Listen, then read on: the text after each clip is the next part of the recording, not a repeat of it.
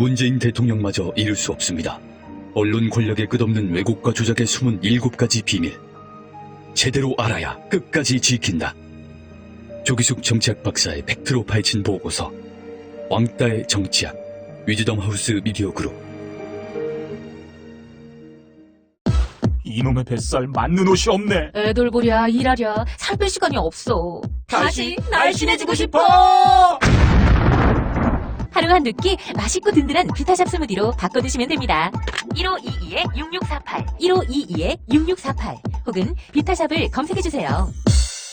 팟캐스트 청취자분들께는 그린 스무디 한 포를 보내드립니다. 야, 이 부장! 네가 부장이면 땅이야? 저 인간 저거들 쟤 오늘도 술술 풀리고 안 먹고 회식 왔냐? 내일도 신체 상태로 출근하겠구만. 아이고. 고려 생활건강 술술 풀리고 음주전 한 포가 당신을 지켜드립니다. 특허받은 천연 유래 성분 숙취 해소제 술술 풀리고를 은하계 최저가로 딴지마켓에서 만나보세요. 와, 잘 잤다. 둔하고 센스 없는 줄 알았더니 침대는 잘 골랐단 말이야. 여보, 어제 온 소파도 너무 편하던데 소파는 어디 거야? 당연히 쇼엔이지. 편안함을 파는 사람들 쇼엔 소파도 출시했구나. 그럼 이제 침대도 소파도 당연히 쇼엔이지. 편안한 건 다 파는 거네. 역시 쇼엔이지. 세계 최초 신개념 어린이 매트와 친환경 소파도 곧 출시됩니다. 검색창에 쇼엔이지 또는 검색창에 쇼의 침대.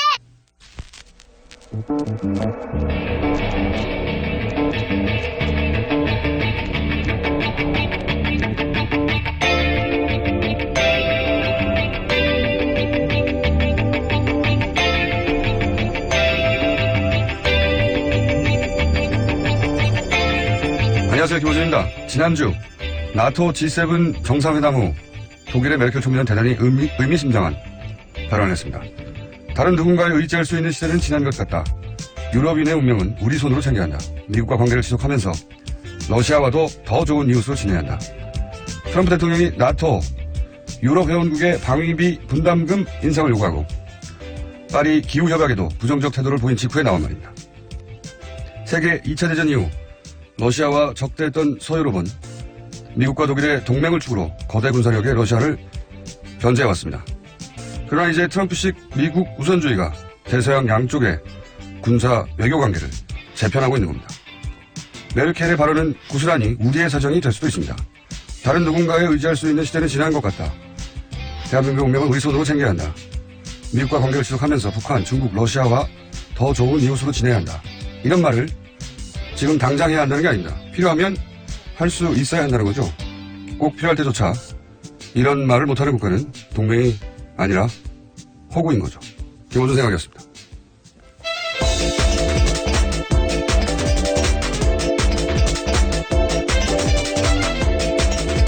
시사인의 김은지입니다.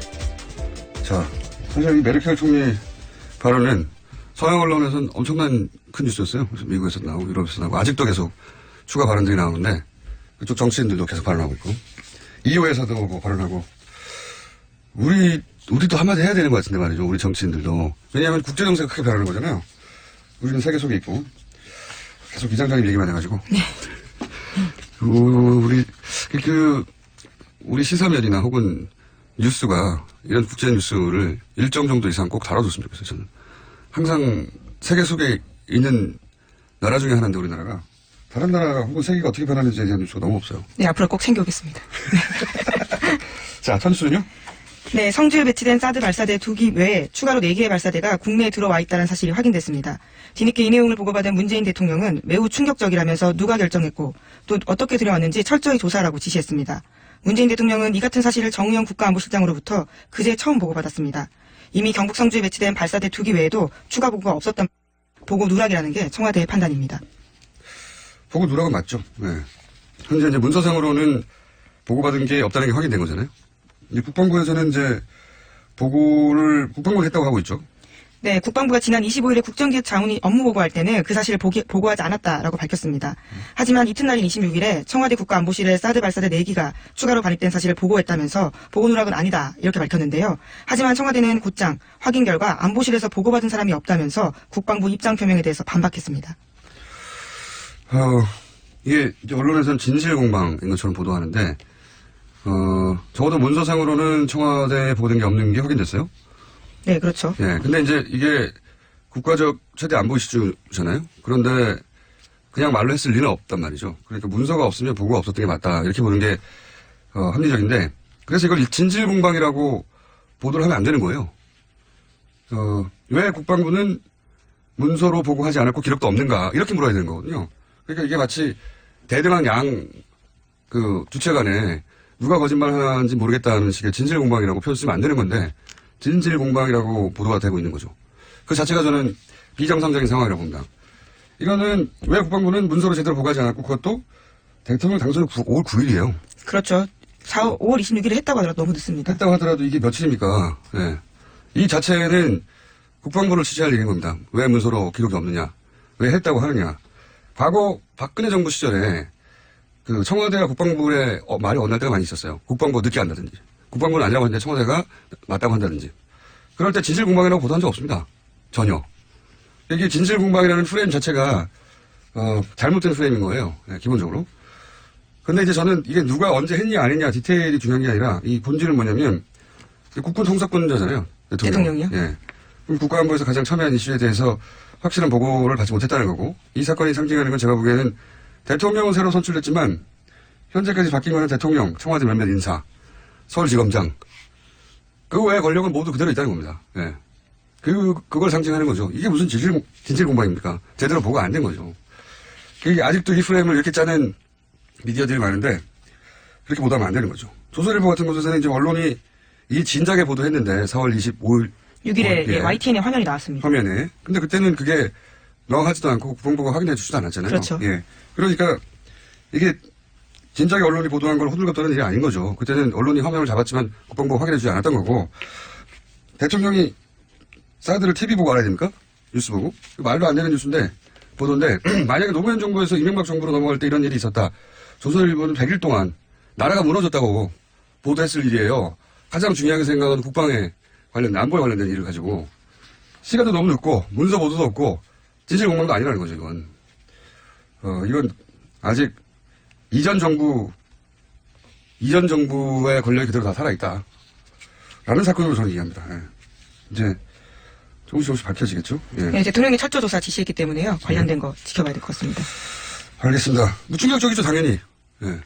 TV 보도가 있은지로부터도 한 달 후 거예요, 이게. 대통령이 당선된 후로부터도 2주가 넘었고 3주차에 보고가 된 거. 했다 하더라도. 근데 문서가 없으니까 했다고 하는 거는 사실이 아닌 거죠, 현재까지는. 이걸 말로 몇 마디 했다면 그 자체도 말이 안 되는 거고요. 예. 이게 어떻게 진실공방입니까? 다음 순요? 네, 문재인 대통령이 어제 행정자치부의 김부겸 의원, 국토교통부의 김현미 의원, 해양수산부의 김영춘 의원, 문화체육관광부의 도종환 의원을 각각 장관 후보자로 지명했습니다. 해당 부처에서 곤란해할 사람들이네요. 김현미 의원은 국토부 대상으로 4대강 저격수로 활약을 오래 했던 걸 제가 기억하는데 어떡합니까? 국토부는 이제? 도종환 의원은 문체부 블랙리스트 가지고 제일 먼저 그렇죠. 문제 제기했던 분이고 그런 점도 눈에 띄네요. 이렇게 소위 이제 친문 패권이라는 공격을 문재인 후보 시절에 4년 내내 5년 내내 받았잖아요. 근데 지금 이 장관 인사도 보면 흔히 비문으로 분류했던 분들 절반은 되네요. 네. 알겠습니다. 그런 장관들 인사는 이제 발표가 된 거고요. 이분들도 인사청문회는 해야 되죠. 네, 장관이기 때문에요. 인천 대상자입니다.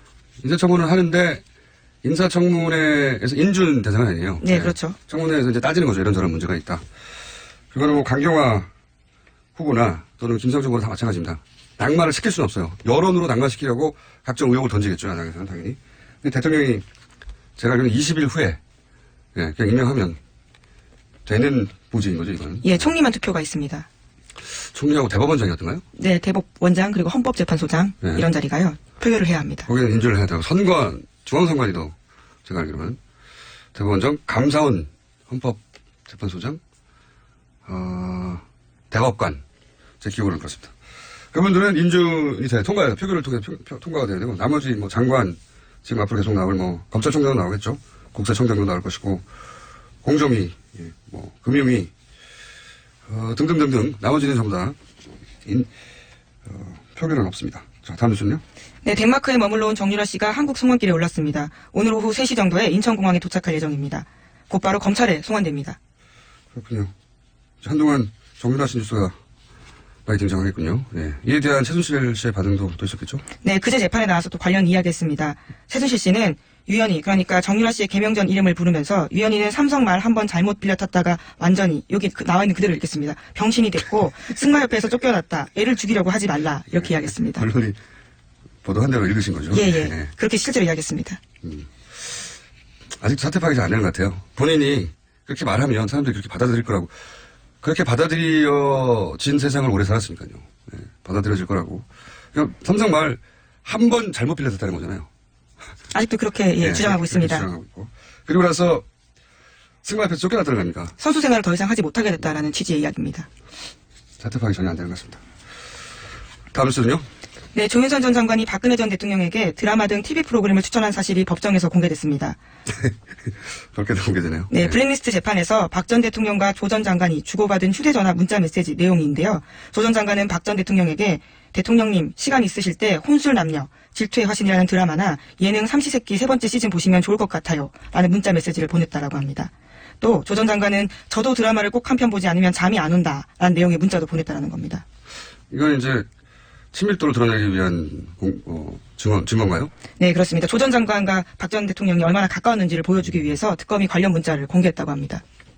박 전 대통령은 제 기억으로는 정규제 TV하고 인터뷰에서 드라마를 볼 시간이 없다라고 네, 그렇죠. 부탁을 했던 거 아는데 제가 인터뷰를 했던 그 훨씬 전 2000년 초반에는 드라마를 굉장히 많이 본다고 했어요. 엄청나게 드라마에 대해서 자세히 알고 있고 네. 드라마를 대통령이 된 다음에 많이 본다고 말할 수는 없었겠죠. 네, 어쨌든 재밌는 뉴스였고요. 다음은요. 박근혜 전 대통령 재판이 본격화되는 가운데 변호인단은 법정에서 수차례 재판 진행 절차에 문제를 제기하고 있습니다. 그래서 심리가 속도를 내지 못하고 있습니다. 박 전 대통령 쪽은 계속해서 지연 전략 펴고 있다라는 지적이 나오고 있는데 구속기간이 끝나는 10월까지 시간 끌어서 불구속 상태에서 재판받으려고 한다라는 겁니다. 이건 제가 한 얘기잖아요. 제가 며칠 전에. 네, 머니투데이에서 보도했습니다. 제가 방송에서 한 얘기를 가지고 다시 얘기한 게 아닐까. 네. 어쨌든 저도 제가 봐도 이 전략이에요. 그러니까 구속기간을 넘기려고 하는 것 같다. 또 하나의 이유는 이제 삼성 이재용 부회장 재판 결과 아주 국내 최고의 변호인단에 의해서 변호받고 있으니 사실 연동돼 있잖아요. 운명공동체예요. 그 결과가 나온 이후에 본인들의 재판이 진행되면 유리하지 않겠는가 하는 생각을 하고 6개월을 넘겨서 일단 나간 다음에 재판을 이어가겠다고. 네, 불구속 상태에서 받고 싶다라는 거죠. 지금 그래서 사실상 의미가 없는 문제 제기를 많이 하거든요. 네. 증인이나 참조인 모두 다 직접 나오라고 하고 있고. 제가 해봐서 하는데 증인이나 참고인을 딱딱딱딱 시간에 맞춰서 그 사람들이 시간에 맞춰서 올 수 없는 사정도 굉장히 많아요. 그렇죠, 어렵습니다. 네. 자꾸 연기되는 거는요. 뭐 한마디로 하여튼 6개월 넘기겠다는 겁니다. 네. 제가 말했는데. 그리고 이 공판장에 앉아있으면 졸려요. 근데 실제로 조는 모습이 목격됐습니다. 벌써 나왔어요? 네, 박근혜 전 대통령이요. 조는 뉴스 나올 거라고 조만간 미리 말했었어요. 졸립니다, 굉장히. 그 의자도 불편하고 정자세로 앉아있어야 저도 기댈 데도 없잖아요. 예, 엎어질 수도 없고. 근데 그거 한 2시간 정도, 한 10분 정도 쉬면서 하루 종일 앉아있으면 졸게 돼 있어요. 경험이신가요? 초인적인 노력으로 졸지 않으려고. 좀 피고인이 졸면 그게. 근데 저는 박근혜 전 대통령 분명히 졸 거라고 생각했거든요. 이미 나왔어요, 뉴스가. 네, 그렇습니다. 예언을 했었어야 하는 건데 저는 뉴스가 조만간 나올 것이라고. 이미 나왔군요. 다음 순요. 네, 지난해 총선을 한 달 앞둔 3월에 당시 새누리당 의원들이 일간지 전면 광고 냈습니다. 대한민국을 위한 5대 개혁까지 제시하면서 2017년 5월 31일, 그러니까 오늘까지 이행하지 못하면 1년치 세비 국가에 기부하겠다라고 밝혔는데 오늘 한국당 김정재 의원 같은 경우에는 관련 법안 발의함으로써 계약 내용 이행했다라고 주장하고 있고요. 바른정당 같은 경우에는 대국민 사과 검토하고 있다고 밝혔습니다. 그렇군요. 세비는 안 나겠다는 거죠. 뭐. 네. 1년 전에 사실 2017년 5월 31일까지 이런 5대 개혁 과제를 이행하지 못할 경우에 세비를 국가에 반납하겠다는 말을 믿은 사람은 없어요, 사실은. 그래도 광고를 냈으니까요. 근데 네. 이때는 굉장히 크게 광고도 내고 막 절치선으로 이거 잘라가지고 보관하고 그렇죠. 있으라고. 예, 1년 후에 보여줬다. 굉장히 적극적으로 홍보했고 나름 화제가 됐지만 아무도 믿지 않았거든요. 네. 역시 믿지 않는 게 좋습니다. 지금은 이제 이렇게 넘어가려고 하는 거죠. 개혁, 당시 이제 갑을 갖는 게 대기업 간에, 대기업 중소기업 간에, 혹은 일자리 규제 개혁, 이렇게 개혁 과제를 이행하지 못하면 반납하겠다고 했는데, 이제 발의만 했어요. 이행의 기준을 놓고 지금 다투고 있는 겁니다. 발의는 국회의원이면 할 수 있는 거거든요. 예, 10명만 있으면 발의할 수 있습니다. 통과가 된 게 아니라 발의만 하나 했습니다. 하나. 그래서 아무것도 안 하는 것보다 낫지 않습니까? 부담이 좀 된다고 봅니다. 자, 다음 순요. 네, 자유한국당이 대선 패배 원인 분석과 당진로 논의를 위해서 어제 토론회 마련했습니다. 그런데 이 자리가 고성과 욕설이 오가면서 난장판으로 변했습니다. 외부평가 직후에 마이크가 단상 아래로 내려가자 사달이 난 건데요. 맨 처음 발언권을 얻은 서울의 한 당협위원장은 박 전 대통령이 탄핵당할 만큼 그런 짓거리를 했냐, 죽일 X라고 할 만큼 잘못했냐, 이런 식으로 막말을 했고요. 또 격분한 중앙위원회 당직자가 개 XX도 주인 공격 안 하고 한 번 개 XX는 영원히 주인을 따른다. 친박 비박 나뉘어 싸우지 않았다면 박 전 대통령이 탄핵됐겠냐. 이렇게 욕설 섞인 원망을 했다고 합니다. 원래 이제 대선 패배 후에 평가 토론회는 격하게 되어 있어요. 근데 이제 여기는 물과 기름 같은 친박 비박이 여전히 그 권력 관계가 정리가 안 됐었습니까? 친박이 당을 장악한 것도 아니고 비박이 장악한 것도 아니어서 격해질 수밖에 없죠. 그러니까 대선 평가가 원래 격한데 거기다가 지금 내부 권력 투쟁이니까 당연히 격해지겠죠. 예. 이 관련해서는 홍준표 전 도지사라고 해야 되나 이제? 네. 전 지사가 귀국하게 되면 정점으로 향하게 될 것이고 그때 저희가 이제 다뤄보겠습니다. 한번. 자, 하나 정도 제목 체크하고 넘어갈 수 있을 것 같습니다. 시간선. 네, 이건희 일가 인테리어 비용에서 수상한 결제가 발견됐다는 한겨레 신문 보도가 있습니다. 불법 비자금일 가능성이 있어서 경찰이 수사하고 있다는 겁니다. 여기 대절비가 느껴지죠? 새로 나온 뉴스인데, 네.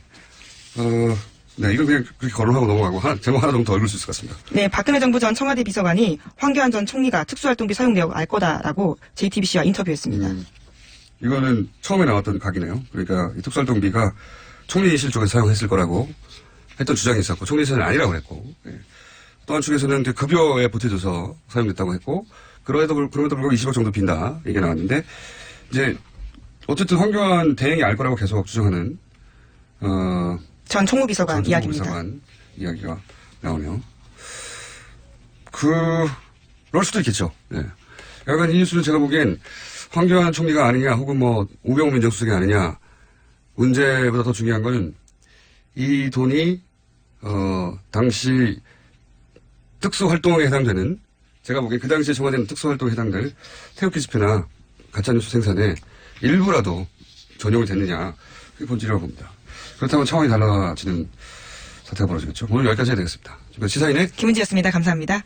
골반 잡자 바로 잡자 바디로직 허리 통증 바로 잡자 바디로직 몸매 교정 바로 잡자 바디로직 자세가 좋아지는 골반 교정 타이즈 바디로직 검색창에 골반 교정 바디로직 삐딱한 남성 골반 허리에도 역시 바디로직입니다. 바디로직의 효과를 못 느끼셨다면 100% 환불해드립니다. 자세한 환불 조건은 홈페이지를 참조하세요. 아무도 묻지도 따지지도 않고 가입하셨다고요? 보험은 너무 어려워요. 걱정 마십시오. 마이보험 체크가 도와드립니다.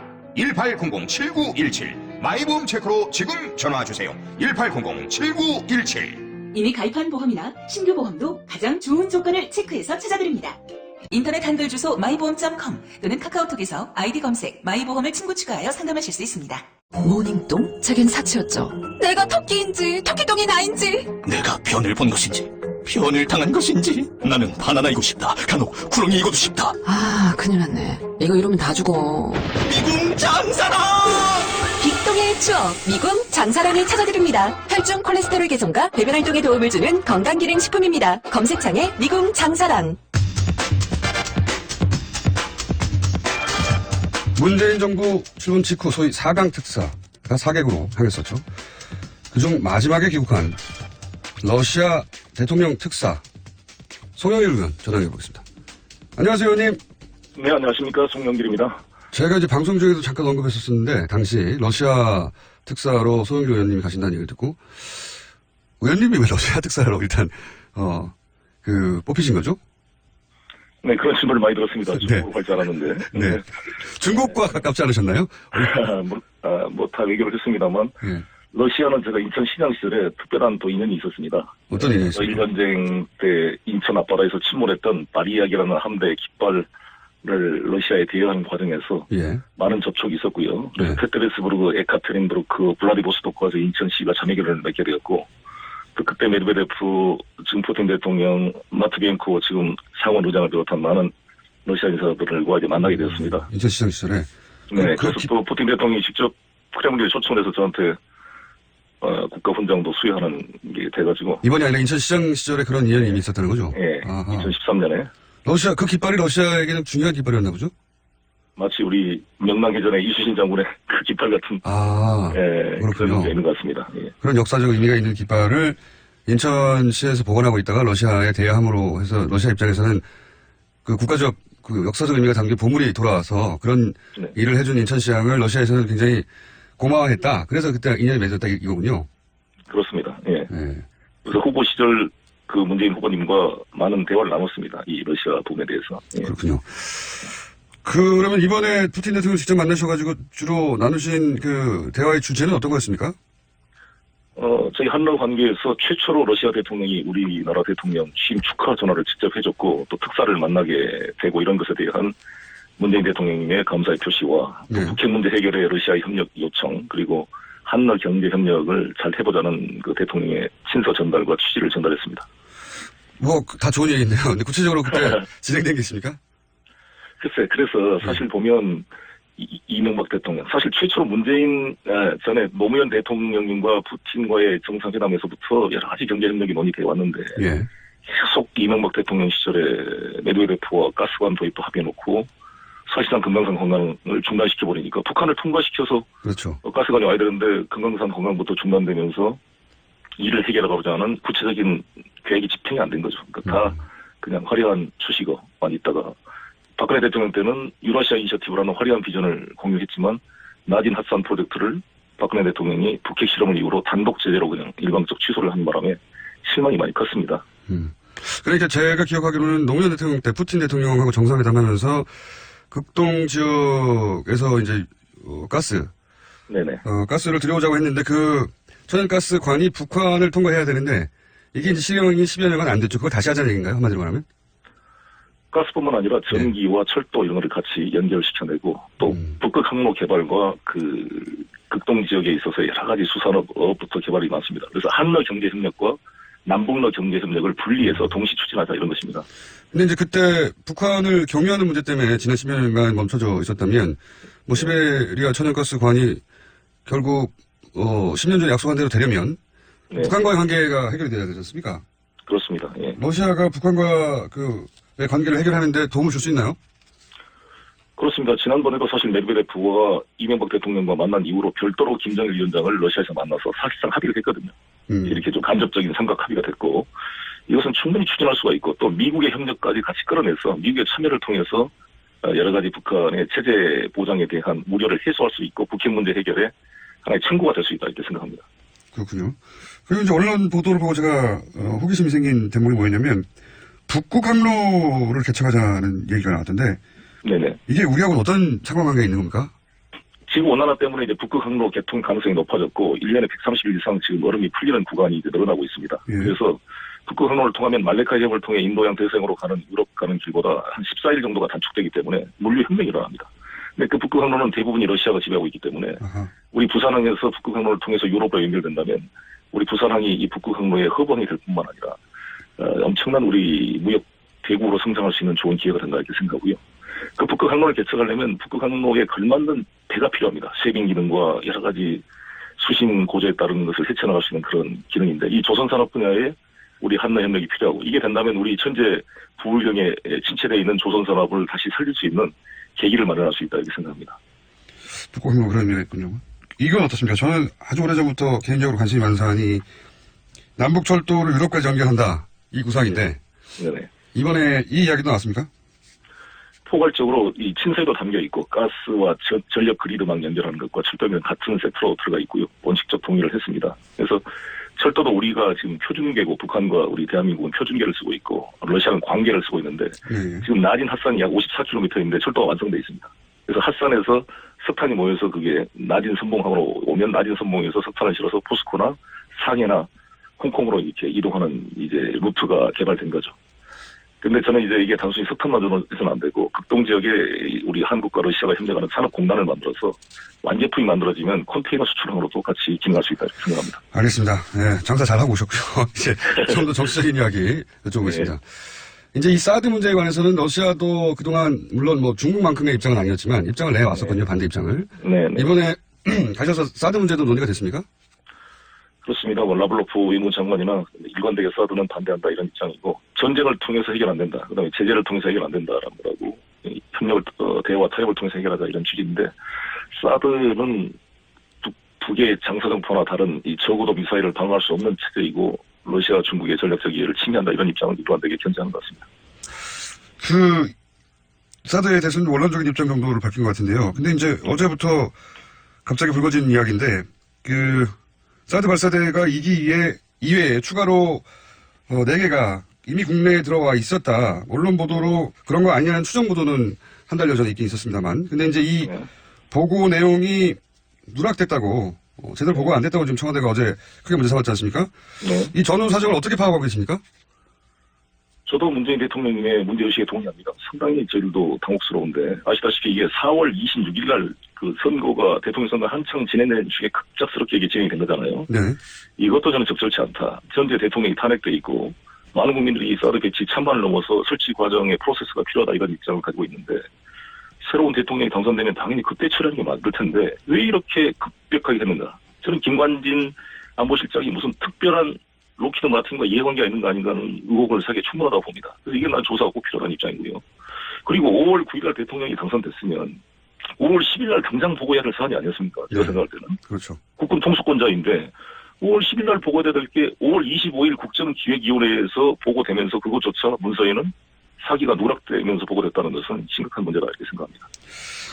자유한국당에서는 몰랐다면 무능한 거고 뭐 이렇게 공격하고 있고 또 보수 언론에서는 이미 보도됐는데 뭘 새삼스럽게 논란 척하느냐 이런 지적도 있습니다.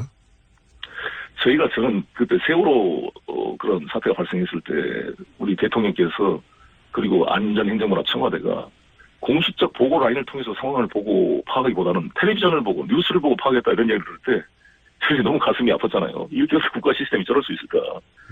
아니 뉴스에 나왔으니까 보고 안 해도 된다. 이게 무슨 국가의 공식적 체계에 대한 그 존중이 되겠습니까? 그래서 저는 이거는 말이 안 되는 일이다 이렇게 생각합니다. 이게 이 사안이 이제 앞으로 사드 배치 관련한 문제 그러니까 지금 전망으로는 6월 말쯤에 한미 정상회담이 있지 않느냐 얘기 나오는데 이게 영향을 미칠까요?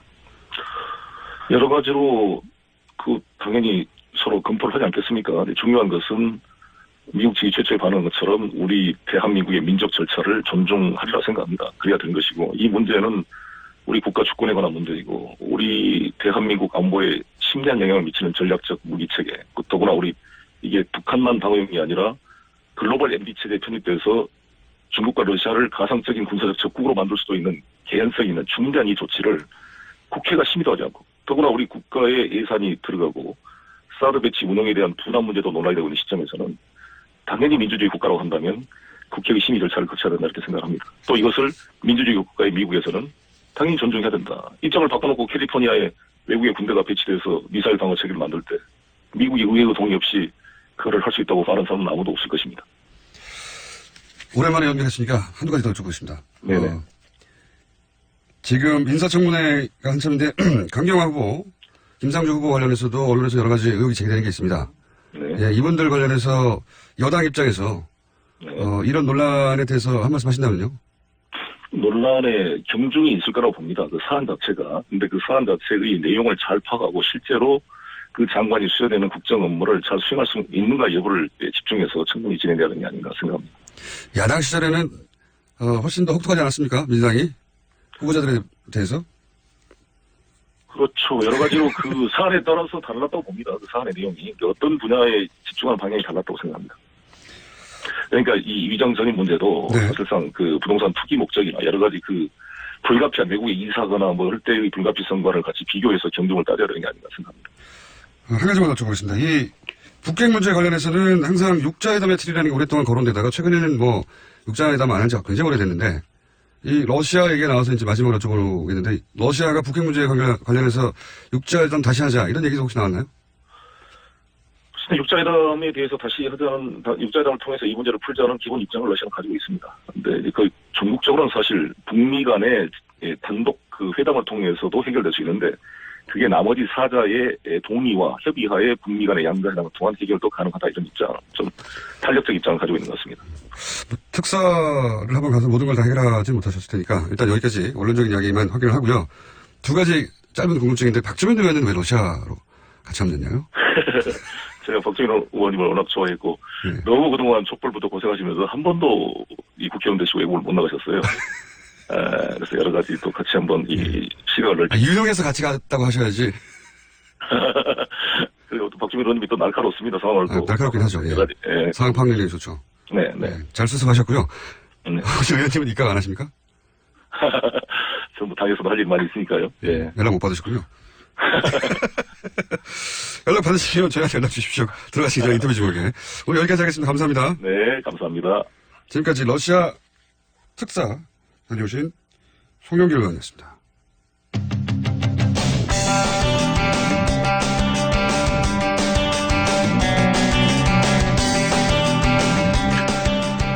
김기춘 전 비서실장 추가 기소될 수 있다는 뉴스가 짧게 한번 나왔었습니다. 이유는 화이트리스트 때문이다. 예. 익숙치 않은 블랙리스트는 익숙한데 화이트리스트는 그렇게 익숙하지가 않습니다. 그렇다면 김기춘 전 비서실장을 추가 기소할 수도 있다고 하는 이 화이트리스트가 뭔지 이 사람 직접 취재한 한겨레 21 김한 기자 전화 모셨습니다. 안녕하십니까? 네, 안녕하세요. 전화를 하려고 했는데 진짜 오셨네. 네. 오라 그러던데. 저는 굳이 얼굴 보고 얘기할 생각까지는 없었는데. 반갑습니다. 잘 오셨고요. 예.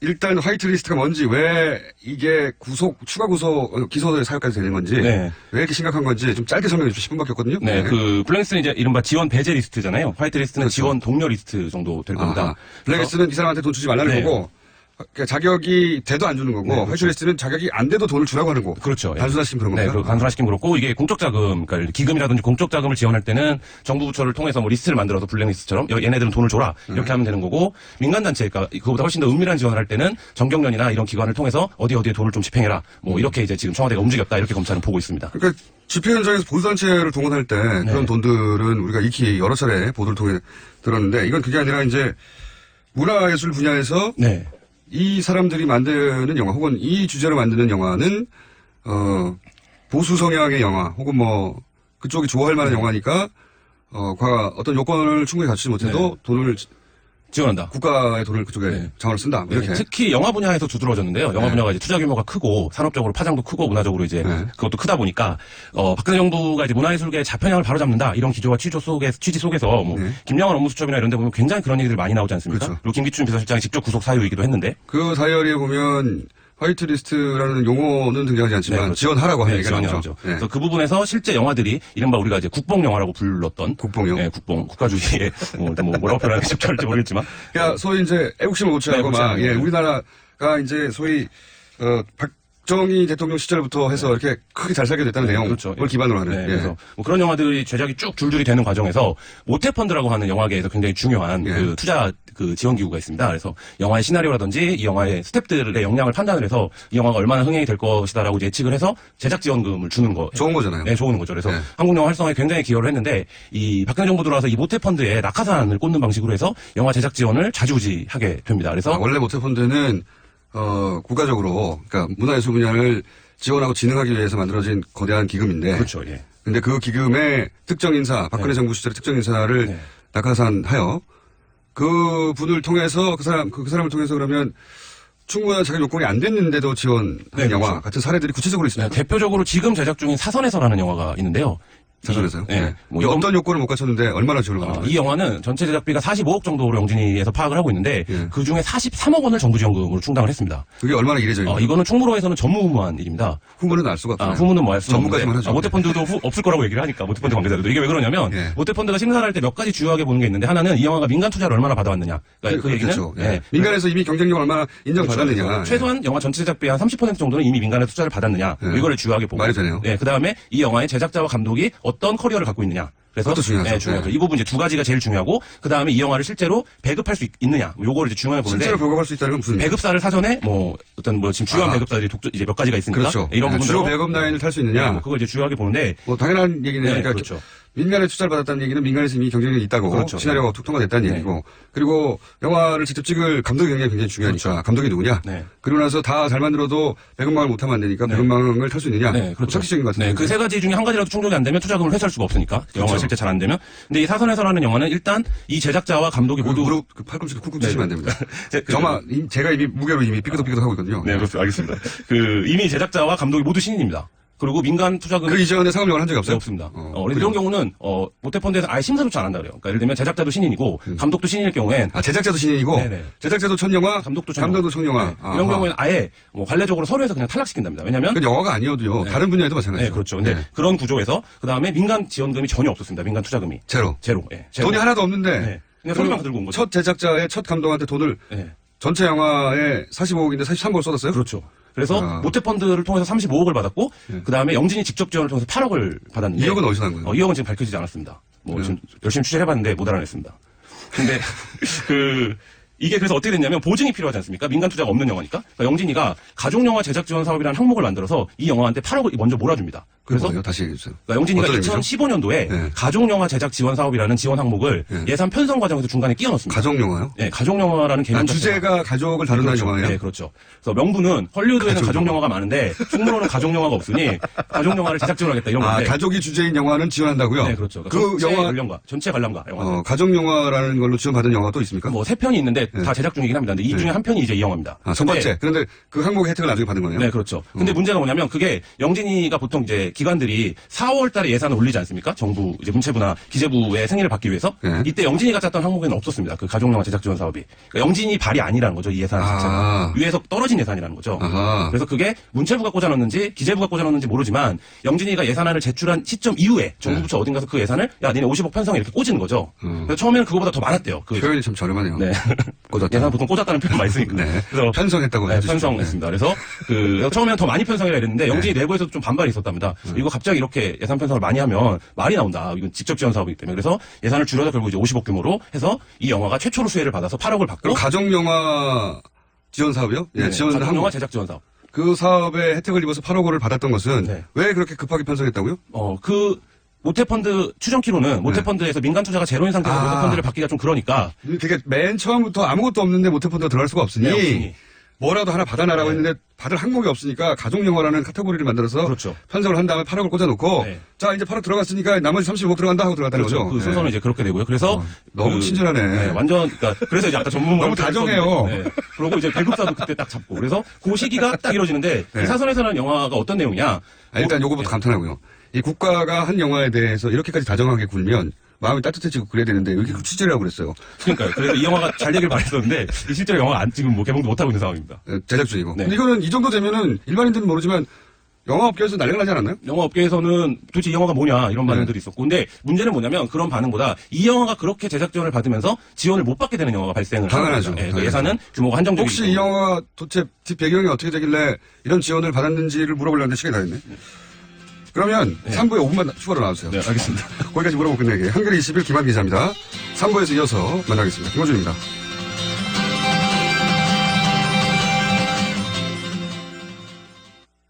김치는 맛있어야 한다. 아주 화끈하게 100% 국내산으로 신흥년 전통으로 햇섭 인증으로 화끈하게 맛있다. 화끈하게 통한다. 화통김치 배추김치 알짜김치 총각김치 깨들김치 깍두기도 화통 검색창에 화통김치 아우 맛있어. 새벽 2시에 깨어났나. 딱히 고민이 있어서 그런 건 아니다.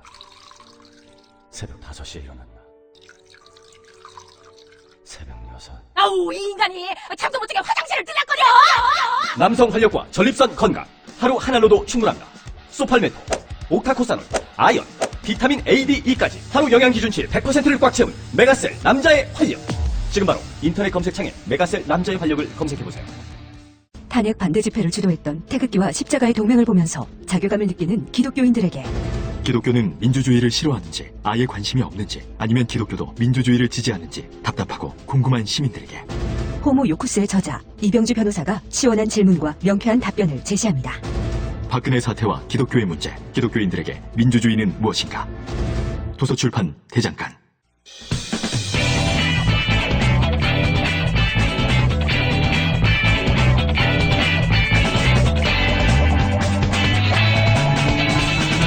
김어준의 뉴스공장. 네, 2부에 이어서 한겨레 21 김한 기자와 함께 김기춘 전 비서실장을 추가 기소하게 될지도 모른다는 화이트리스트가 뭔지죠. 알아보고 있는데요. 사선에서라고 하는 영화가 이례적으로 대략 45억의 영화 예산 중에 43억을 국가에서 투자를 받았다. 네. 이런 것은 전무하다. 네, 그렇죠. 예. 후무할지는 모르겠지만 후무하겠죠. 예. 그러면 그래서 제가 이제 2부 마지막에 대단히 다정다감하게 국가가 네. 챙겨주었다, 이 영화를. 네. 그래서 김기춘 전 비서실장의 품성이 이렇게 다정했는가까지 가려고 하다 말았는데 내용이 어떤 내용이길래 이렇게. 이게 그 박근혜 정부가 다정할 수밖에 없는 주제를 다루고 있는데요. 그러니까 북한 인권 문제 전반을 다루는 영화입니다. 그러니까 이게 보수 단체들이 2012년부터 했던 이제 대대적인 캠페인 중에 하나가 통영의 딸 구하기 캠페인이 있었는데 이게 월북한 오길남 박사의 가족을 둘러싸고 그래서 북한이 이렇게 이제 우리나라 국민들을 감금하고 수용소에 가두고 뭐 이런 얘기들이 쭉 이제 펼쳐지는 한마디로 이제 북한이 나쁜 나라고. 그렇죠. 북한의 실상을 불량 국가고 그리고 북한을 적대시하는 건 당연하고 뭐 이런 내용인 거죠. 네, 한마디로. 그렇죠. 그리고 그 캠페인을 주도했던 이가 이제 최홍재 씨인데 최홍재 씨가 박근혜 정부에서 정무수석실 선임행정관을 지냈죠. 박근혜 정부가 좋아할 내용이었다. 네, 그렇죠. 그러면 이 영화가 실제 그런 펀드를 받아서 영화가 잘 만들어지면 또 영화적으로도 훌륭한 영화가 완성되면 뭐 영화 자체로는 좋은 거 아닙니까? 영화 산업 자체로. 뭐 그런 주제를 다뤘다고 해서 모든 영화가 후지다 뭐 이렇게 얘기할 수 없으니까 그렇죠. 당연히 어떻게 됐습니까? 저희가 촬영 스태프들 인터뷰도 하고 했었는데 이 영화의 촬영에 참여했던 스태프는 해외 로케를 갔을 때 해외 로케를 가자마자 이틀 정도 지났을 때 이 영화가 개봉하려고 목표로 하는 영화가 아닌가 보다 이런 느낌을 받았던 거예요. 그러니까 뭐 촬영을 하다가 자기가 볼 땐 좀 미진한데 그냥 접자. 그러니까 감독이나 이런 영화를 만드는 스태프들이 이 영화의 완성도에 아무런 열정과 성의가 없더라는 거예요. 그래서 이 영화가 이상하다라고 이거는 그 영화에 어떻게 이 영화가 투자받았는지를 모르고 그냥 스태프로 참여했던 사람의 이야기입니다. 그렇죠. 그러니까 그 영화에 그 현장 스태프로 결합했던 분의 말은 그래서 이 영화가 그러니까 보통 이제 영화 촬영을 나가면 회차를 지키고 감독이 하나라도 더 찍기 위해서 노력을 하잖아요. 그리고 이제 그 제작사하고 감독 사이에 있는 싸움이 벌어지죠. 제작사는 돈을 아끼려고 하고 감독은 조금 더 찍으려고 하고. 근데 그런 부분들이 하나도 안 보였다는 거고 그리고 이게 민간 투자를 받은 경우엔 그 민간 투자사가 그 영화에 실시간으로 오늘은 돈을 얼마큼 썼고 뭐 이런 걸 이제 모니터링 관리를 합니다. 근데 이 영화는 그런 직원이 없기 때문에 그래요? 네. 그래서 돈을 모태펀드 쪽에 이제 저희가 취재 과정에서 저희 시내십이랑 같이 취재를 했었는데 확인해본 모태펀드는 회수하는 돈이 아니에요? 그렇죠. 만약에 이 영화가 잘못됐다, 뭐 흥행에 엎어졌다. 그러니까 일단 개봉까지 가는 과정에서 어떤 문제가 발생하는 거는 뭐 일부 그 부분에 대한 책임을 물을 수도 있겠지만 실제 그런 얘기가 없었고 아직까지. 근데 흥행에 실패했다, 개봉했는데 뭐 배급을 못했다, 실패했다 이러면 뭐 투자한 거는 회수할 수 없는 거죠.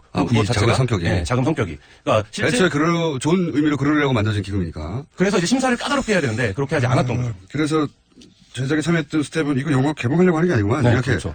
이틀 만에 직감했다는. 대충 만들었다는. 대충 만들고 이 영화가 개봉하려고 하는 어떤 퀄리티나 밀도 있게 촬영이 되지 않는다. 그러면 실제 지금 개봉이 잡혀 있지 않습니까? 개봉이 뭐 영화가 제작하다 보면 후반기 과정이 이제 길어지면 개봉이 이제 늦어질 수 있는데 이 영화 원래 4월 개봉 예정이었는데 아직까지 개봉이 안 되고 있고 이 영화를 검색해 보면 아시겠지만 전혀 홍보가 안 되고 있어요. 그러니까 이 영화가 이 정도 규모의 제작비가 들어간 게 작은 영화가 아닌데 이 정도 영화의 제작비면 지금 이 영화가 어떻게 진행되고 있는 것들이 계속 언론 릴리스, 그러니까 보도가 돼야 되는데 그런 부분들에 대한 노력이 거의 안 돼 있고. 혹시 가편집본을 본 분들을 만나보신 적은 있습니까? 그렇지 않습니다. 거기까지도 제가 취재할 때는 진행이 안 됐던 걸로 알고 있습니다. 4월 개봉인데요. 네네. 비밀스럽네요. 다정하고 비밀스럽네요. 그러면 이런 방식 유사하게 지원을 받았던 영화가 또 있나요? 네, 또 있죠. 그래서 모태펀드의 평균 투자액이 한 5억에서 10억 정도 됩니다. 그러니까 모태펀드도 위험을 감수해야 되기 때문에 분산을 하거든요, 투자를. 근데 이건 그 30억을 한 번에 넣었기 때문에 이제 이례적이기도 하고. 그다음에 이 영화 외에도 아까 제가 이제 국뽕이라고 표현을 했는데 국가주의를 고취하는 박근혜 정부에서 찬양받았던 영화들. 예를 들어서 뭐 연평해전, 인천상륙작전 뭐 이런 영화들이 모태펀드로부터 한 30억에서 40억 정도 투자를 받았는데 이 영화들이 3, 40억 투자를 받은 것도 굉장히 이례적인 겁니다. 그러니까 영화 제작사들이 5억, 10억 투자를 받기 위해서 엄청 오래 걸리고 까다로운 과정을 거치는데 이 영화들은 일사천리로 모태펀드에서 그 몇 개 투자 펀드가 조합을 해서 30억, 40억씩 투자를 바로바로 해줬죠. 그렇군요. 물론 뭐 액수가 많다는 것만으로 의심할 수는 없는데, 그렇죠. 근데 이제 요건들이 사선에서와 유사하게 정권이 좋아할 만한 내용이었고 그 내용이 그런 내용일 뿐만 아니라 액수들이 크니까 그 의심을. 근데 그 중에서 사선에는 이렇게 저렇게 해명이 불가능한 수준으로. 그렇죠. 다른 그러니까 연평해전이나 인천상륙작전은 민간 투자가 어쨌든 있었으니까 이 영화가 시장 가능성이 있다라고 판단했을 수 있는데 사선에서 같은 경우에는 그런 부분들이 전혀 없었기 때문에 앞에 두 영화보다도 훨씬 더 노골적이다 이렇게 말씀드릴 수 있을 것 같습니다. 그래서 대표적인 사례로 거론이 되는군요. 이게 도대체 언제 시작된 겁니까? 이렇게 다정하고 비밀스러운 관계가. 그러니까 블랙리스트, 화이트리스트 논란 자체의 출발점을 좀 주목할 필요가 있는데요. 출발점이 어디예요? 이 출발점이 두 건 다 국정원 보고서입니다. 그러니까 어머나, 그래요? 네. 안 다정한 것이 나왔네? 네, 그렇습니다. 그래서 이 문화예술 관계자들은 이명박 정부 때부터 블랙리스트가 일부 있었다 이런 얘기들을 하고 있는데 증언으로 그 두 건을 뒷받침하는 취재를 저희가 한 적이 있는데 저희가 블랙리스트와 화이트리스트의 출발이 어딜까를 보다 보니까 예상외로 이게 이제 그 김기춘 비서실장의 그 공소장에도 나오는 내용인데 국정원으로부터 보고서를 받습니다. 어떤 보고서를 받습니까? 박근혜 정부 때는 예술이 정부 비판 인사에 대한 자금 지원 문제점 지적이라는 제목의 국정원 보고서를 받고 김기춘 실장이 그 국정원 보고서를 토대로 집행해라 이렇게 지시를 내리거든요. 그거 이제 김영환 업무수첩에 나오는 내용인데 그리고 이게 이명박 정부 때도 이 좌파 기억하시실지 모르겠지만 좌파 기관장들을 다 밀어내라 이런 지시가 있어서 유인천 장관이 총대를 맨 적이 있었는데 그렇죠. 그때도 국정원이 그 청와대에 과거 정부의 좌파 지원 내역과 산하 기관 장악 시나리오 이런 제목의 보고서를 올립니다. 그러니까 이 이명박 정부 박근혜 정부 때 시작된 블랙리스트, 화이트리스트 논란이 모두 국정원 보고서를 출발점으로 한다 이렇게 파악을 하고 있습니다.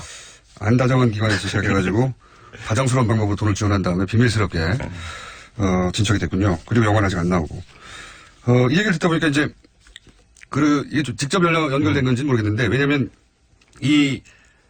그 영화를 진행했던 영화사가 있던 빌딩에 네, 그렇죠.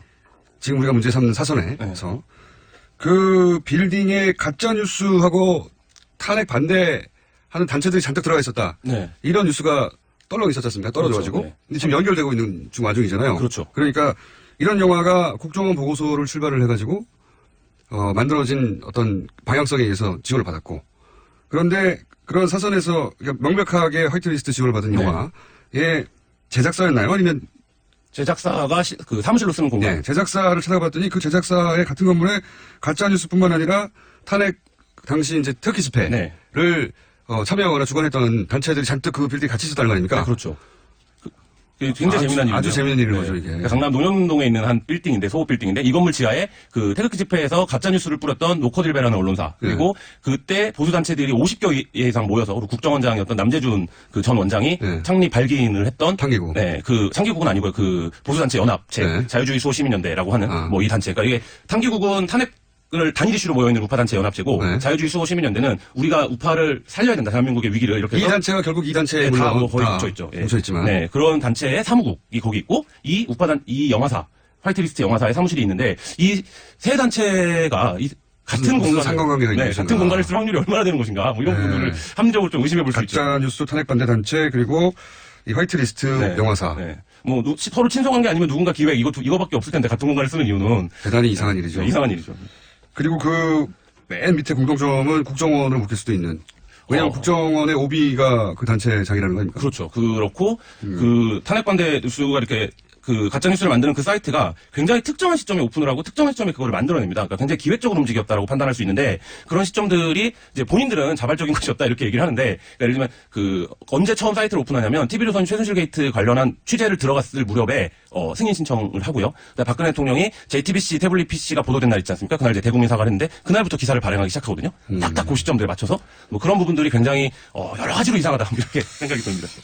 가다 보면 특수활동비도 연결돼서 나오지 않을까 싶긴 한데 거기까지 아직 취재가 안 됐죠? 네, 아직 뭐 취재 중에 있습니다. 근데 취재를 하고 있는 거죠? 네, 알아보고 있습니다. 네. 한겨레 12를 보시면 나중에 아실 수 있지 않을까 싶습니다. 그때 취재가 되면 지면에 나가기 전에 저희 방송에서 먼저 얘기해 주세요. 알겠습니다. 지금까지 김한 기자였습니다. 한겨레 12. 감사합니다. 네, 감사합니다. 또 떨어졌어. 너 또 입사 시험 봤어? 아니, 차량용 핸드폰 거치대 말이야. 여러 개 사봤는데 실패 연속이야. 떨어지고 시야 가리고 운전석에서도 멀고 뭐 좋은 거 없을까? 싼 것만 찾으니까 그렇지. 제대로 된 거 하나 사서 편리하게 쓰는 게 더 낫지. 그런 게 있어? 그럼 있지. 1, 2, 3 할 때 2. 힘 세다 할 때 힘. 투 힘. 투 힘? 2배로 힘이 세다는 건가? 네이버 검색창에 투 힘을 검색해보세요. 자, 악마에서 사대천왕을 합쳐서 대망으로 불러주려고 했더니 재미가 없어서 제가 소망을 했다가 지난주에는 조금 재밌어서 중망까지 올라가 있는 양절 변호사 나오셨습니다. 네, 안녕하십니까. 양절입니다. 오늘은 주제가 뭡니까? 위장전입 얘기가 하도 많아서 사실 다른 데서도 말씀을 많이 드렸는데 약간 이게 저도 설명을 하면서 왜 이게 문제가 되는지를 저는 감정적으로는 쉽게 이게 이해가 가는데 잘 풀어서 말씀이 안 되는지 납득을 못 하시는 분들이 여전히 좀 계시더라고요. 왜 이게 문제가 안 되는지. 제가 들어볼게요. 문제가 양절 변호사의 설명에 문제가 있는 건지. 그런 건지. 근데 이게 실제 주민등록법 위반이거든요. 위장전입이라는 법적인 표현은 없어요. 이게 법률 용어가 아니다? 네, 법률 용어는 아니에요. 위장전입이라는 건 법률 용어가 아니고. 네, 그러니까 주민등록법에 이게 주민등록에 관해서 거짓의 사실을 신고한 경우에요. 그러니까 가짜로 주민등록과 관련된 사항, 뭐 자기 신원이나 주소 이런 것들을 신고하면 처벌한다라는 건데 살고 있지 않으면서 거기에 산다고 신고를 했으니까 거짓의 사실이다 이런 의미거든요. 주소가 불일치하는 거죠. 그렇죠. 근데 이게 원래 이 법 자체가 언제 만들어진 거냐면 62년 5월에 만들어지거든요. 그러니까 5.16 쿠데타 1년 이후에 만들어진 거예요. 박정희 대통령 시절. 예, 그래서 일종의 주민 통제, 그때 이후로 해서 이제 주민번호라고 하는 사람이 태어나자마자 1년 번호로 붙이는 세계에서 유일한 어떤 제도들이 만들어지기 시작했고. 우리는 익숙해서 아무렇지 않게 생각을 하죠. 아무렇지도 않게 생각하고 다들 그러려니 하지만 예. 주민등록번호는 우리나라밖에 없죠. 그리고 그거를 신고를 또 사는 데를 자발적으로 신고하지 않으면 네. 신고 안 했다는 이유로도 처벌하거든요. 14일 이내. 네, 14일 이내. 그것도 거의 제가 알기로 유일해요. 이게 사실은 말이죠. 잘 생각해 보시면 북한에서는 주소 이전의 자유가 없다면서 그렇죠. 그러면서 북한은 공산당이 모든 걸 통제한다라고 했을 때 그 상황과 똑같아요. 사실은 더 비슷해요. 사실, 그러니까 이거를 생각해보면 그냥 너무 말씀하신 게 너무 익숙해져 있기 때문에 그런데 태어나자마자 아무 이유 없이 사람한테 1년 번호를 붙인다는 게 얼마나 야만적인 건데요. 굉장히 기분 나쁜 일이에요, 사실은. 우리 익숙해서 모르는데 다른 나라는 그렇게 안 하죠. 예. 그러니까 필요에 따라서 운전면허를 따면 운전면허에 따라 번호가 붙기도 하고 여권을 따면 여권 번호가 붙기도 하고. 주민등록증이 없어요. 그렇죠. 그런데 그냥 이게 다른 나라에서는 아까 말씀하신 대로 운전면허증으로 하거나 그렇죠. 운전을 하게 되면 자동차와 관련된 세금도 있고 또 병원에 가게 되면 의료보험증이 생기는 거예요. 네. 그러니까 그 해당 해외에 가고 싶은 여권을 만들면 이제 신분증 그런 방식으로 그 소위 신분증들이 만들어지지 태어나자마자 번호가 부여되고 그런 나라가 저도 없는 걸로 알고 있습니다. 예, 없어요. 제 비슷한 거는 있지만 우리처럼 운영하는 데는 없고. 근데 그런 목적에서 만들어진 건데. 저는 군사적 동원의 목적 때문에도 그러니까 군사, 세무, 그다음에 이제 뭐 간첩 잡는다 뭐 이런 식의 것이었던 거죠. 근데 이렇게 한번 만들어 놓고 나니까 행정기관 입장에서는 굉장히 편하죠. 네. 주소를 기준으로 해서 다 해야 되고 다 신고도 해야 되니까 그거를 강제하기 위해서 그래서 처벌정도 만들었는데 문제가 이게 그렇게 주소를 기준으로 모든 일을 처리를 하다 보니까 이런 문제가 생긴 거죠. 국민들이 오남용을 시작을 한 거예요. 주소만 옮겨놓게 되면 그러면 그 주소에서 할 수 있는 일을 다 할 수 있구나. 그렇죠. 국가가 만들어놓은 법에 허점을 또 찾은 거죠. 네. 그래서 부동산 투기 같은 것도 했었고. 절대 농지는 그 지자가 살면서 농사를 지어야 하는데 그렇죠. 안 살면서 그 주소지만 갖다 놓고 그리고 나서 그 동네에 사는 농민들을 사서 그렇죠. 농사를 지킨다. 소작 옛날 표현으로 그런 일들을 했던 거죠. 그래서 부동산 투기가 일어났고 그때 이 법의 허점을 이용한 그렇죠. 거죠. 그러면서 위장 전입이라는 게 나온 거죠. 그렇죠. 그러니까 이제 그러고 보니까 처음에는 어떤 군사적인 어떤 행정 편의성을 만들었다가 그걸 강제하기 위해서 처벌 조항을 뒀다가 사실상 안 쓰였어요. 그 처벌 조항이. 그러다가 그런 문제 부동산 투기 문제가 나오고 그다음에 이제 강남 학군 같은 것들이 많이 80년대 90년대 문제가 되니까 찾아보니까 이게 있거든. 그러니까 이걸 가지고 처벌하면 되겠다라고 해서 그 법이 안 없어지고 남아 있었던 거예요. 그래서 위장 전입이라는 용어를 관용적으로 당시 언론이 만들어낸 거죠. 그렇죠. 네. 그러니까 이게 살아있게 된 이유 자체가 부동산 투기라든가 어떻게 보면은 뭐 안 좋은 그 교육 목적, 자기 이기적인 교육 목적으로 사익을 위해서 그렇게 쓰였을 때 하는 건데 그러면 이런 지적들을 많이 하세요. 어쨌든 현행법에 있는 건데 어떤 건 좋은 위장 전입이고 어떤 건 나쁜 위장 전입이냐 그렇게 분류할 수 있는 거냐. 좋은 위장 전입이라고 할 수는 없겠죠. 그런데 최소한 나쁘지 않은 위장 전입은 있을 수 있어요. 왜냐하면 김상조 지금 공정거래위원장 내정자 같은 경우에 해외에 나가면서 주소를 그러니까 편지 같은 것들을 받기 위해서 뭐 어떻게 보면은 그 주소를 옮겨놨다고 하잖아요. 이게 법 위반을 하려면 우리 형법 위반은 무조건 하는 게 아니라 비난 가능성이라는 게 있어야 된다고 봅니다. 이게 나쁘다라고 얘기할 수 있어야 하는데 그럼 그분은 다른 선택의 여지가 있었을까요? 그러니까 이 해외 출장 1년 가면서 주소를 다른 데로 옮겨놓고 가지 않으면 편지를 받아볼 수가 없는 거였잖아요. 그럼 그거를 쉽게 할 수 있는 다른 그럼 해외로 다 보내라고 해야 되는 거죠. 그러니까 그렇게 불편하게 각종 고지서를 해외로 보내시오. 그러니까 그렇게 불편하게 만들어 놓지 않았다면 이게 비난할 수가 없다는 게 법의 목적이고 또 그래도 그래요. 그래도 어떤 분들은 어쨌든 현행법에 명문으로 나와 있는데 그걸 따지는 게 자체가 말이 안 되지 않냐. 변호사라는 사람이 왜 그러지? 그럼 법을 바꿔야 되는 겁니다. 그러면 이게 법이라는 게 제가 제일 싫어하는 게 법대로 하자는 말을 참 싫어하거든요. 그 말의 의미는 뭐냐면 법이 그냥 형식적으로 법률로 있다라고 그대로 따르자는 의미가 아니에요. 우리 이른바 실질적 법치주의, 법의 내용이나 목적도 정당해야 그게 법이라는 거거든요. 그래서 이제 헌법재판소 같은 데 따질 때 이 법의 취지를 얘기하죠. 그렇죠. 왜 이 법을 만들었냐. 근데 그러면 아까 말씀드린 것처럼 아니 그럼 부동산 투기 목적이나 아니면 정말 좋은 학군 들어가려는 목적 말고 다른 사람들도 왜 그러면 그 다른 사람들은 그 법을 없애달라고 하지 않았냐. 지금 말씀하신 것처럼 헌법재판소에 위헌법률 심판이 있으니까 문제는 그런 사람들은 기소를 안 한 거예요. 그렇죠. 예를 들어서 해외에 출장을 가든 아니면 뭐 6개월 가든 연수를 가든 그런 분들이 친척집에 주소지를 옮겨놓은 사람은 어마어마하게 많지만 그 사람들 누가 기소 안 하는 거예요. 아무도. 그 사람을 3년 이하 징역형에 처해달라고 기소하면 이상하잖아요. 그러니까 재판에 안 가니까 헌법재판소에 들고 갈 일도 없는 거예요. 자연스럽게. 그래서 아직도 어정쩡한 상태로 남아있는 법인 거예요. 법 개정은 좀 필요한 것 같고요. 법 개정은 필요한 거예요. 그런데 이제 이런 것도 물론 있어요. 정치적으로 일단 위장 전입이라고 하는 어휘가 가지는 힘이 있습니다. 그렇죠. 예. 이 법률 그러니까 위장 전입이 이제 법률 용어가 아니라고 하시니까 이제 더 분명해졌는데 이건 주소지 불일치를 처벌하는 법이 있는데 그렇죠. 그 주소지가 불일치하는 이유를 밝혀서 그게 처벌할 만한 상황이면 처벌해야 하는 거죠. 아니 저도 뭐 이런 경우 요즘 셀프 고백이 유행이라고 하는데 저도 대학에 합격하고 나서 이제 지방 출신이니까 제가 합격하고 주소지가 바뀌었을 거 아니에요. 어머님이 아들이 하나밖에 없는데 주소 빼가는 거 서운하다 그래서 몇 년 동안 안 뺐어요.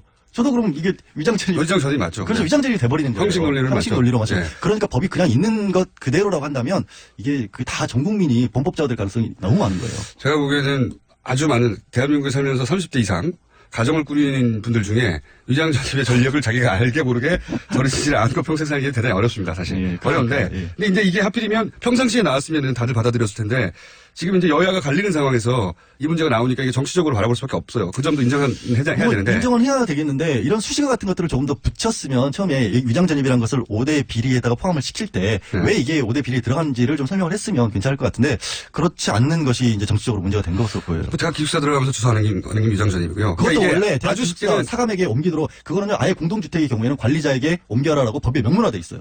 이게 이제 가장 간단한 반론이 법대로 하자는 건데 이 경우에는 잘 맞지 않는다. 설명이 긴 겁니다. 법대로 하자는 간단하고 그러니까 법대로 하자는 쪽이 목소리가 훨씬 뭐랄까요 합리적으로 들릴 수 있는 거죠. 법대로 하자는데 아니면 그게 아니라는 거 설명 한참 길고 게다가 여야가 갈린 사안이어서. 근데 제가 재밌었던 거는 자유한국당에서 이런 얘기를 했어요. 야당일 때 여당일 때 기준이 그때그때 달라서는 안 된다. 왜냐하면 민주당이 야당일 때 우리 공격하지 않았냐. 맞는 말이거든요. 맞는 말이에요. 네. 근데 그 말을 듣고 가만히 생각해 보니까 갑자기 제가 웃음이 나온 게 그 말대로 하면 자유한국당 굉장히 불리해집니다. 왜냐하면은 자유한국당이 여당 시절 인선 기준으로 하면 다 통과돼야 되거든요, 지금. 그렇죠. 그러니까 아예 얘기를 꺼낼 수가 없는 거죠.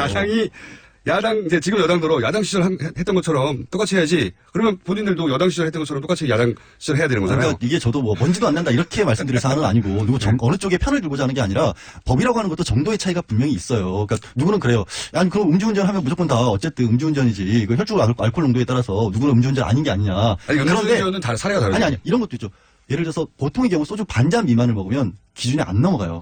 술은 먹었어요. 음주운전은 맞지만 범법은 아닌 거예요. 그런 정도의 기준은 다른 거예요. 분명히. 그리고 음주운전은 본인만 피해를 입는 게 아니라 상대방을 피해를 입힐 수 있잖아요.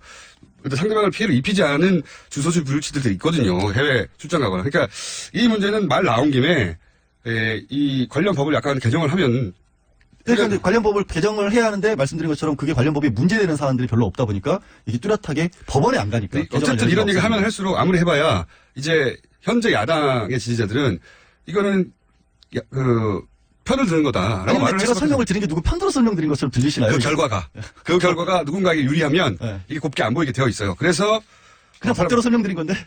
아니 법대로 설명했다 하더라도 기본적으로 받아들이는 사람의 마음이 이미 편파적이기 때문에 모두가 편파적이잖아요. 그래서 그렇게 안타까워하셔도 아무리 설명을 해도 고깝게 들리게 되어 있습니다. 그럼 감수하시고요. 감사해요. 알겠습니다. 자, 어쨌든 위장전입이라는 단어가 너무 많이 나와서 법적으로 한번 설명을 하셨고 손볼 필요가 있다는 얘기는 예전부터 나오긴 했죠. 주민법 자체를. 주민등록 번호 자체는 조금 일부 바뀌었어요, 최근에. 예. 이제 번호 바뀔 수 있는 거예요. 정유라 씨가 이제 곧 입국하는데 정유라 씨는 어떤 혐의를 적은 겁니까? 지금 체포 영장에는 업무 방해만 들어가 있어요. 다른 게 아니라 이화여대에 입학하는 과정 그리고 이화여대 들어갔었을 때도 이제 성적 등의 특혜를 받았다 이런 건데 여기서 그래서 이제 많은 분들이 궁금해하시는 게 야 그러면 체포 영장까지 2023년까지 발부가 돼 있으면 오자마자 바로 구속시킬 거냐? 그거 혐의 하나만 갖고 구속이 되냐? 그건 다른 얘기죠. 네, 다른 얘기인데 그 다른 얘기가 이렇게 한번 생각해 보시면 될 것 같아요. 덴마크 법원에서 송환 결정을 해줬어요. 근데 이 범죄인에 대한 송환 결정을 해줄 때는 양쪽 나라에서 다 중대한 범죄 1년 이상 실형을 받을 가능성이 있는 범죄가 있다고 법원이 봤을 때 이렇게 인정을 해주는데 덴마크에서 입학 비리를 가지고 1년 이상 받을 수 있을까요? 그쪽에서는 그런 개념 자체가 거의 없어요. 그러니까 우리처럼 대학에 들어가는 게 그렇게 치열한 데도 아니고 대학 들어갔다고 해서 이 학사 비리라는 개념 자체가 잘 안 잡혀요. 그래서 말씀드리는 건 뭐냐면 틀림없이 이게 국외재산 도피라든가 아니면 역외 탈세 같은 부분들이 거기서는 그게 큰 죄죠. 그렇죠. 그것들이 검찰에서 소명 자료를 보낸 부분이 덴마크 법원에서 봤었을 때도 이거는 한국 법원에 데려가서 심판해 볼 필요가 있다라고 인정을 했기 때문에 보내주는 거예요. 그렇게 해석하신 거군요. 네, 그렇죠. 네, 앞으로 그래서 아까 위장전입 마무리하자면 위장전입은 법률적인 용어가 아니고 나쁜 위장전입, 좋은 위장전입이 있다 이렇게 설명하시면 안 되고. 제가 지금 생각하다 보니까 양지열 변호사가 욕먹는 걸 제가 도와드리려고 하는 거예요. 욕 드십시오, 그냥 계속. 뭘 얘기를 해요, 끝까지. 아니, 생각하다 보니까, 내가 도와줄 필요가 없지. 아니,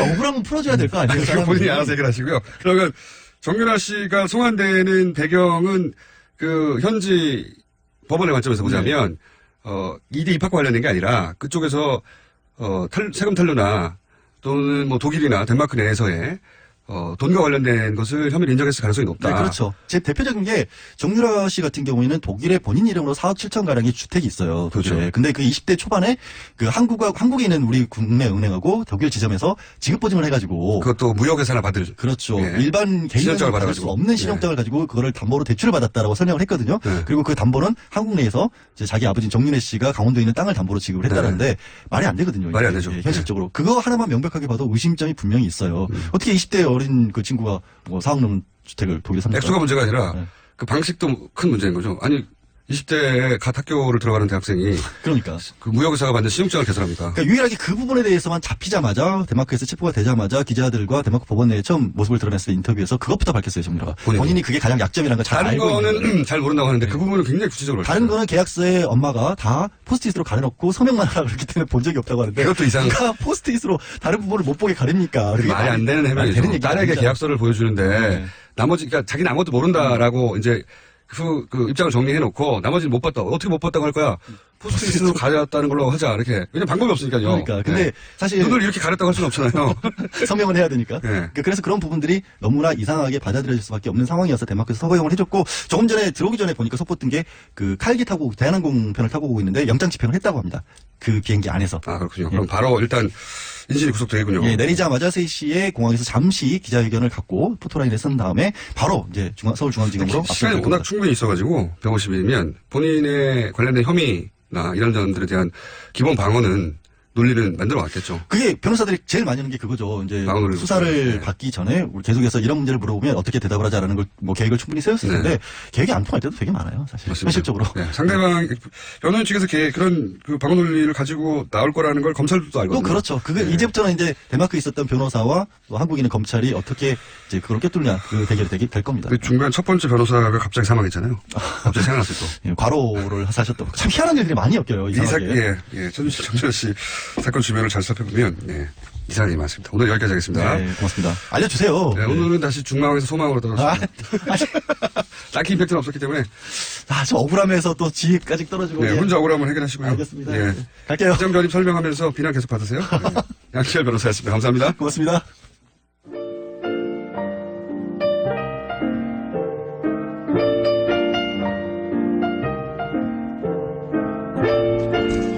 불친절한 내겠습니다. 제가 6월부터 이제 몸 관리를 좀 하겠다고 했더니 계속 살 빼는 이야기 오네요. 고기만 먹는 다이어트가 최고다. 이런 분이 있습니다. 고기만 2달 먹었는데 10kg 빠졌다. 예. 그렇죠. 그런 다이어트 있죠. 하지만 고기를 아주 많이 먹으면요, 쪄요. 자, 아참. 수요일은 이혼의 나라 걱정하는 시간인데 해외 출장이 갑자기 잡혀서 이번 한 주만 쉬는 겁니다. 예, 김한 기자에 대한 반응이 좀 있네요. 네. 왠지 모를 다정함이 느껴진다면서. 자, 오산에 있는 24시간 고깃집인데 이 시간에도 손님이 많습니다. 언제 고기 한번 먹으러 오시고 많이 먹는 배틀합시다. 네. 오산까지 안 가도 많이 있거든요. 24시간을. 네. 많이 알고 있습니다. 네. 자, AS는 여기까지 하겠습니다.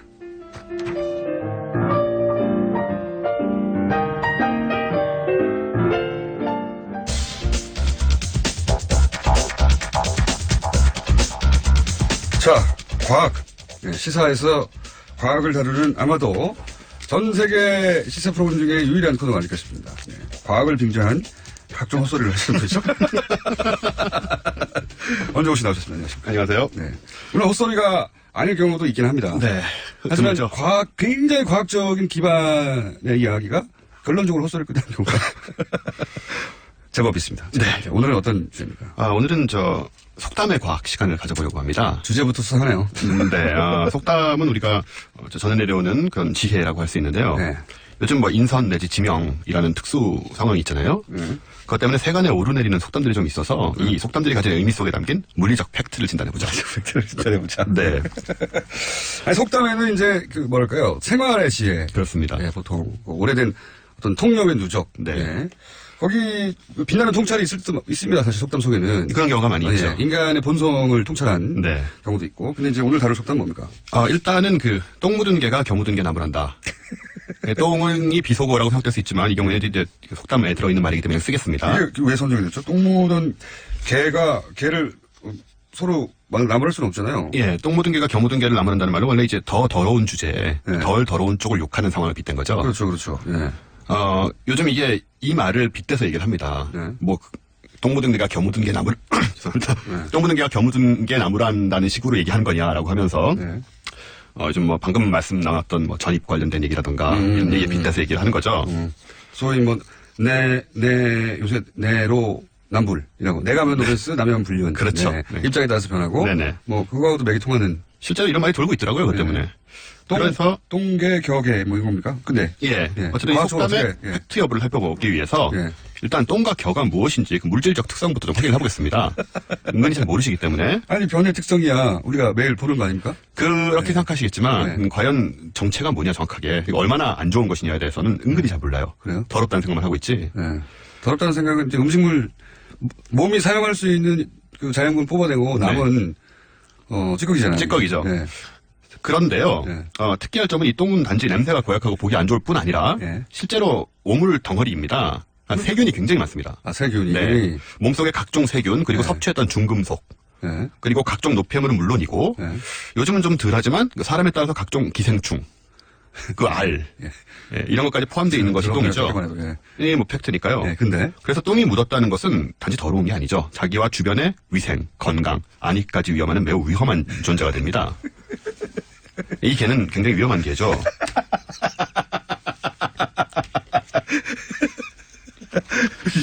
똥 묻은 개는 위험한 개다. 네. 근데 우리 과거 이 선인들의 지혜가 빛난 부분이 뭐냐면 이걸 이제 똥, 즉 대변으로만 얘기를 했지 소변은 얘기를 안 했잖아요. 뭐 오줌 묻은 개 이런 얘기는 없잖아요. 왜냐하면 소변은 형성되면서 혈액에 의해 삼투압으로 걸러진 상태라 세균이 하나도 없어요.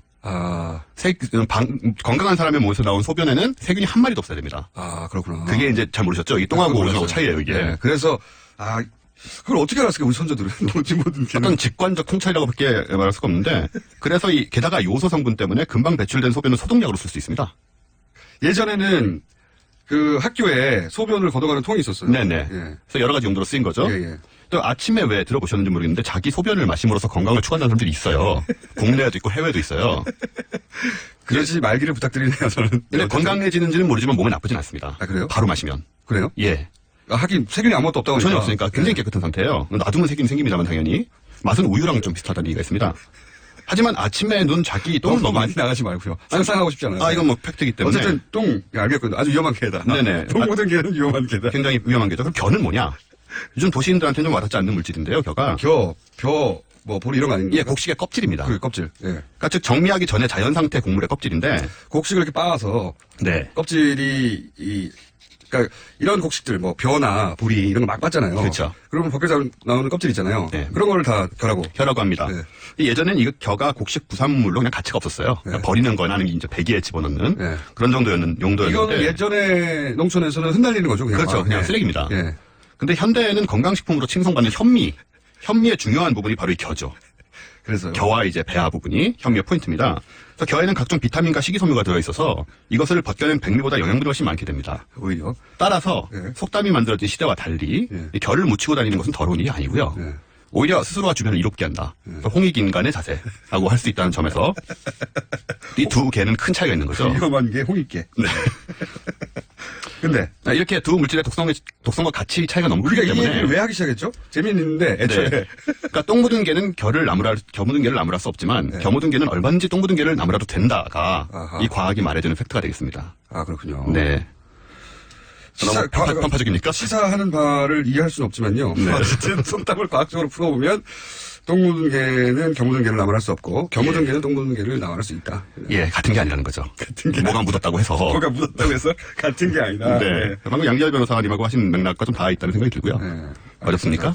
어렵지 않지만. 네. 어려운 척 하시는군요. 다음은요. 또 다른 속담은 50보 100보입니다. 50보 100보. 이건 사실 실은 속담이라기보다는 맹자 제2장에 등장하는 내용인데요. 그거나 이거 아닙니까? 네. 시간이 좀 엎어치나 매치나 뭐. 그렇습니다. 개나 거리나. 이거 읽어보면. 오징어나 뭐 이렇게 나오는. 예. 2호 10보로 소백보면 즉하여 한이 있고. 직불백 보이 언정 시역 주의한이다. 무슨 말인지 전혀 모르겠고요. 어쨌든. 나온 말이다, 이게 맹자입니다. 맹자 2장에 나온 얘기인데. 무슨 얘기로 한 말이에요? 이게 양혜왕이라는 사람이 맹자한테 물어요. 나라를 온 힘을 다해서 다스리고 있는데 왜 백성들이 적으냐 했더니 맹자가 이 얘기를 하죠. 어떤 병사는 100보를 달아나고 어떤 병사는 50보를 달아나 멈췄다. 근데 50보 달아난 병사가 100보 달아난 병사에게 겁쟁이라고 비운다고 어떻게 하겠느냐. 이게 말이 되느냐. 어차피 똑같이 도망간 건데. 그건 마찬가지다. 뭐 그러면서 선정을 베풀라 이런 얘기를 하는 건데요. 거기서 나온 말이군요. 네. 근데 지금 사용되는 맥락하고 좀 다르게 사용됐네요, 처음에는. 어쨌든. 예, 처음에 좀 달랐죠. 지금은 그냥 개나 거리나로 쓰이고 있는데요. 이걸 그리고 대부분의 사람들이 진리로 받아들이고 있습니다. 똑같지 않느냐. 근데 과학을 통해 팩트 체크를 해보면 전혀 그렇지 않습니다. 일단 50보와 100보는 물리적으로 다르죠. 그렇죠. 1보가 과학적으로 어느 정도 되는 겁니까? 1보가 대략 한국인의 경우 한 60cm 정도로 추정이 됩니다. 일반 걸음의 경우. 근데 이 경우는 지금 도주 중인 상황이잖아요. 그래서 달리고 있죠. 보폭이 다르니까. 네, 1m 정도로 잡아야 되는 거예요. 저는 한 90cm로 잡았습니다. 90cm. 실제로 제가 해보고 잰 겁니다. 네, 달릴 경우. 그래서 50보는 45m가 되고요. 90cm인 경우. 100보는 90m. 그러니까 2배 거리 차이가 되는 거죠. 이 두 거리를 달린 게 같다는 것은 명확한 물리적 오류입니다. 그럼 물리학에서는 굉장히 큰 차이가 나는, 2배 차이가 나는 엄청난 차이가 나는 거죠. 그렇죠. 예. 그럼 이제 우리가 생각해야 될 거는 어째서 이런 차이가 나는가 아니겠습니까? 왜 이 두 사람에게서는 이 큰 거리 차이가 났을까? 도망가는데? 예, 도망가는데 한 사람 100번, 한 사람 50번 갔을까? 일단 해당되는 두 사람이 동시에 출발했다고 가정하면 공장장님하고 우사인 볼트 정도의 주력 차이를 우리가 생각해 볼 수 있죠. 제가 말이죠. 제가 11초 때. 언제요? 제가 마지막으로 이걸 재본 게 17세 그 정도. 아, 네. 굉장히 빨랐거든요. 지금 뛰어보시면 깜짝 놀라실 거예요, 아마. 그쵸, 100m를 달릴 수 없어요, 저는. 기록이 안 나와요. 꼭 저까지 달려야 하나 조금 달리다가 그런 것 같아요. 네. 그 정도의 주력 차이를 보이거나, 근데 일반적인 일은 아니죠. 아니면은 현실적으로는 두 경우밖에 없습니다. 50보 도망간 사람이 늦게 도주를 시작했다. 그런 거죠. 네. 혹은 도주하다가 마음에 걸려서 속도를 줄이고 주저했다. 그런 경우에만 이게 가능한 거죠. 그래서 두 경우 모두 50보를 도망간 병사가 2배 거리인 100보를 도주한 병사보다는 전투라는 본연의 임무에 조금이나마 충실한 양심적인 사람이다. 양심의 가책을 조금 느낀 사람. 조금이나 느낀 사람인 거죠. 그 차이 우사인 볼트나 제가 동시에 달리는 수준이 아니라면 같은 게 아니라 그래도 마음에 꺼름직하고 그렇습니다. 돌아갈 확률이 높고 그나마 양심의 가책을 느꼈던 사람일 가능성이 대단히 높다. 어떻게 똑같냐. 그렇죠. 이게 당연히 이런 건데 이제 맹자가 했다는 이유로 우리가 맹신해온 그런 오류가 있는 거죠. 그럼 바꿔야 되나? 50보나 51보나 이 정도 수준. 그렇습니다. 그 정도의 경우에는 차이가 없죠, 사실. 50보나 55보나. 그 정도만 해도 여러 가지 변수로 이제 사실상 같은 상황이라고 할 수 있습니다. 주력의 차이 정도로 커버돼요. 네. 하지만 2배 차이는 이건 태도의 차이가 있는 거기 때문에 45m 같은 시간에 45m, 95m 하는 것을 어떻게 똑같이 치고 하느냐. 그러니까 맹자가 이상하게 이런 부분에서 굉장히 기계적인 잣대를 대면서 기계적인 잣대. 네, 원래 이런 사람이 아닌데 기계적인 잣대를 대면 안 된다. 굉장히 기계적인 잣대를 댔죠. 태도가 중요한 것인데 맹자가 원래 그런 얘기를 하는 사람들이 이 부분에 있어서 좀 오류가 있었습니다. 그래서 이제 물리적으로 살펴봤듯이 우리가 알고 보면 이렇게 평소처럼 관습처럼 쓰는 속담들의 오류들이 있다는 거 과학적으로 있죠. 그래서 적용할 때는 주의에 사용해야 하고 50보 100보 같은 경우는 아니다. 이것은 기본적으로 도망갔지만 그 사람의 심리적인 상태와 충분히 차이가 있고 그걸 고려하지 않은 기계적 균형으로 따져서는 안 되는 거리다. 그렇습니다. 그리고 그 똥과 겨도 뭔가 묻어서 더러운 것 같지만 사실은 한쪽이 둘 다 더럽다고 할 게 아니다. 하나는 굉장히 위험한 개고 하나는 홍익개일 수 있다. 건강을 퍼뜨리는 개죠. 네, 이렇게. 왜 이런 쓸데없는 짓을 해요? 재미는 있긴 한데, 과학으로 굳이 분석하지 않아도 되는 일을 굉장히 힘들게 과학으로 분석해가지고, 시간이 다 됐네요? 네. 여기까지 하겠습니다. 다음 주에도 쓸데없는 얘기 계속 해주시고요. 네. 먼저 오셨습니다. 다음 주 주제 혹시 있습니까? 아직 안 정했습니다. 그렇죠, 뭐. 이런 주제야 뭐 바로 직접 2-3시간 전에 정하는 거 아니겠습니까? 먼저 오셨습니다. 감사합니다. 저는 김호준이었습니다. 내일 뵙겠습니다. 안녕!